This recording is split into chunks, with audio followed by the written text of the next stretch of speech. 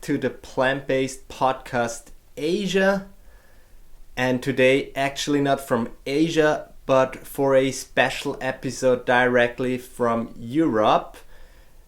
Special episode because today I want to share my experience about last week's Anuga show with you. Now, for the ones that are not familiar with Anuga, it's a trade show. It's a fair. It's a food fair. In fact, it's one of the biggest food fairs in the world, if not the biggest. So it's just every other year, and it just happened last week in Cologne in Germany. So in this video, I'm gonna share with you some of the new trends that I've observed, and in general speak a little bit about the plant-based scene that is happening in Germany and some observations from the fair. And also we're going to compare that a little bit with what's going on in Asia right now. So Anuga Food Fair is, as I mentioned, is one of the biggest fairs, and it has nearly 8,000 exhibitors. It spans over 11 halls, huge halls, and it's just quite a massive fair. There were nearly 200,000 trade visitors over 5 days, and it's also only open for trade visitors. And in fact, you even need to purchase a ticket. It's about €150 ticket just to actually attend the fair. So they're quite serious to really attract only professional trade visitors. And I was lucky enough to be there and explore the show. Now, for the ones of you that are familiar with TIFEX is one of the biggest food fairs in Asia. It's hosted every year in Bangkok, in Muang Thong Thani. And it's actually the same organizer. So it's also Köln Messe, the German organizer that is organizing TIFEX-Anuga, that is also organizing Anuga here in Cologne. Now, let me share some of the observations that I made with you. So, obviously, the plant-based trend is still very, very strong. Now, I've got a few friends back in Thailand that have asked me to kind of, go and explore or even source some new products.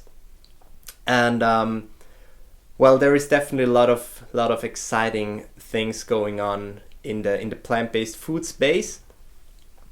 Now, we have plenty of plant-based meat brands. Now, obviously, a lot has happened in the plant-based meat space since 2012. Beyond Meat launched the world's first plant-based meat in the US.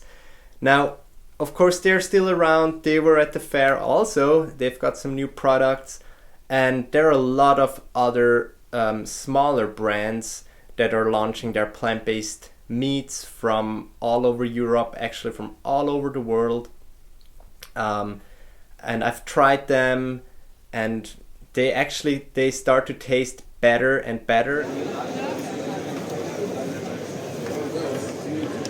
Und wie hat's geschmeckt? Ja, war super. War War echt gut, ja. Sehr gut, freut mich.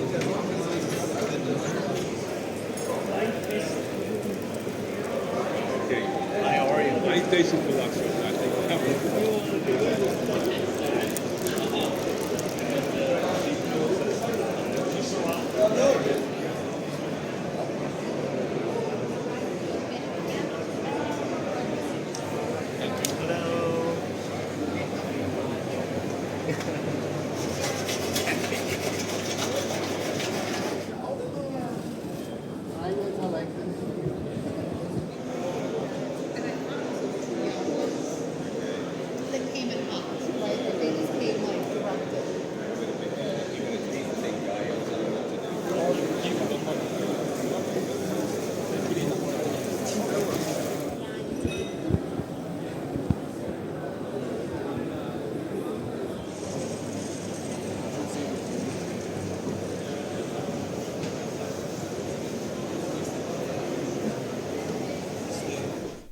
To me personally, one of my favorite plant-based meats is actually the one from a Swiss company called Planted, and they use the extrusion process to process their meat, which has only 4 ingredients, and in terms of texture, it's quite unbeatable.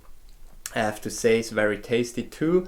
And so there are more and more of these brands out there that are applying the extrusion technique rather than mixing up soy isolates with oils and other kind of binders, because it seems like more and more people, they are looking for a healthier option that is less refined.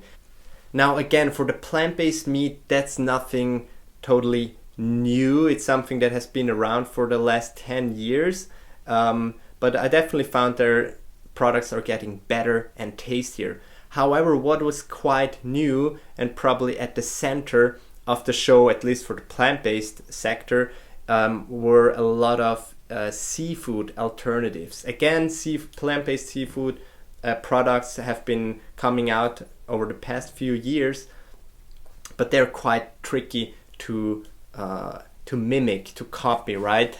So definitely on top of my mind is Revo Foods. They were also in the press over the last few months because they made the first 3D printed tuna fillet or steak, and I got to quickly interview one of their team. Hi, I'm Emilio Aragon, head of sales at Revo Foods. I'm introducing to you the first 3D printed salmon fillet on the market. 3D printed salmon fillet that hit the shelves in one Austrian supermarket, fully plant-based, this last September. It is made mainly with mycoprotein. This is a protein made out of fungi, roots, very, very sustainable. Microalgae oils, all their valuable ingredients. Wow. So there you go. I discovered many other seafood alternatives, including salmon. What is it made from, this one? So this one is made of. And we're supposed to do sushi later, so. Macro and microalgae. Microalgae. Macro and micro, so go, yeah. Red algae. Give you omega-3. Lots of tuna, canned foods, which I do see quite a bit of potential. Of course, they have a very long shelf life, 3 or 4 years, and it's just so much more sustainable, especially with the tuna that we know isn't farmed sustainably and is actually not very healthy. So the plant-based tuna, to me it tastes like the real animal-based thing. So I see quite a bit of potential actually for the plant-based tuna, and there are quite a few companies out there doing that, and I got to sample those products too. I also discovered in drink space there are more and more healthy products that are being released, especially like alternatives to energy drinks, because a lot of people, they want to stop just a sugary caffeine drink, but they want to actually have something with real health benefits. So I found quite a few brands. They're doing, of course, kombucha, which is well known already, but also more like functional, novel drinks where they add, let's say, lion mane's mushroom powder, cordyceps mushroom powder, or other supplements which traditionally have been consumed as a supplement, but now they've been just mixed inside a drink, which I think addresses quite a big range of the public. So I have to say, all in all, it's a quite impressive, epic fair. Again, it's huge. I mean, we already saw that the first day when we tried to go inside, and it was just totally packed with thousands and thousands of people lining up. it kind of reminded me when I was a teenager and I attended all those European music festivals where you get like hundreds of thousands of people in those few days.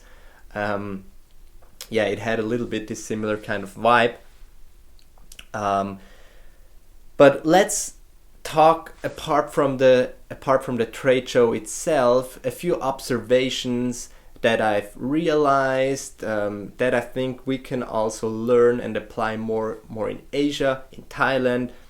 Well, I got to stay in a hostel because I was quite late to book my hotel, and it happened that it was all full in basically the whole city of Cologne. So I thought, well, why not? I used to travel in hostels often, so let's stay in a dorm like I used to do in the good old traveling days. Well, it was a pleasant experience, and just to give you a small example, I was actually very surprised about the breakfast buffet that the hostel offered for about €9, because it had plenty of plant-based vegan options. And I would say this is a very good example where we can see where is actually the plant-based market at. Because we can go into the trade halls and we can see those hundreds and hundreds of brands doing plant-based cheese and meat and seafood alternatives and so on. But the real experience happens outside of those halls, right? If we go to the restaurant, if we go to the hotel, what are the options actually available? What can we choose from? And this is where we really see where is the market at. So back to the breakfast, just as a matter of fact, it had a cow's milk, but it also had an oat milk. And I was very happy about that because, to be honest, I couldn't found that even in some 4 or 5-star hotels, for example in Asia, it's still very difficult to find a milk alternative at a breakfast buffet. Even though Asia has 1,000 of years history with soy milk, but now it seems like cow milk is the standard. Here in Europe, it seems like that has been starting to change, which I was very pleased. The breakfast buffet also labeled very clearly all the options. The bread was vegan, which bread was not vegan, or gluten and gluten-free, and so on. It even had some plant-based spreads, some hummus, and yes, of course, it had all the veggies and so on. But that was a really pleasant experience to me because I usually don't expect much from a breakfast buffet, because me being plant-based is usually quite difficult to find something. I may have a piece of bread, I may have some cereals with water. So this was a pleasant experience to actually have cereals with oat milk and have bread with hummus and other vegan spreads. So it seems like, well, there is a demand for the products, which again represents what's going on in the market. I really hope to see more and more hotels embracing plant-based options in Asia as well. However, I do know there are now starting to be more progressive about it, and more like plant-based breakfast options are available also in Thailand, especially if it comes to like high-end resort and hotels.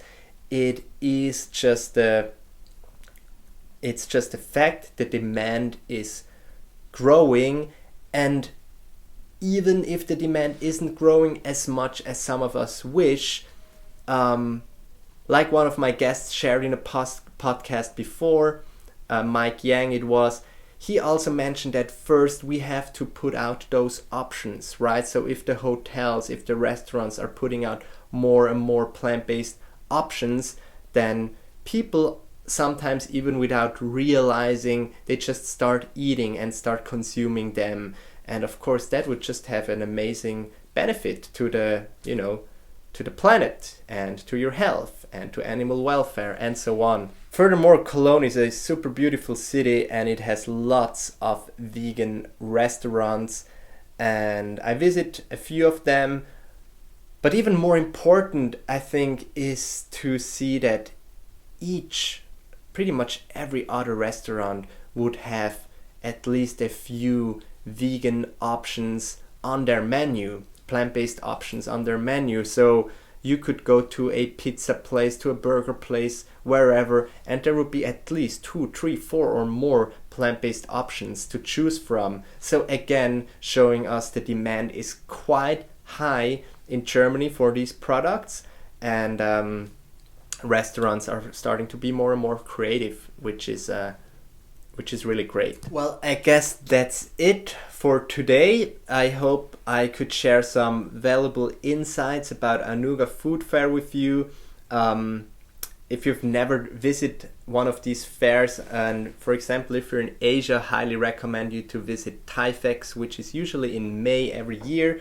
And the last day of the 5-day trade show is also a public day. So it's open to public and you can just come in and explore what's new in the market. And that's always quite amazing, actually.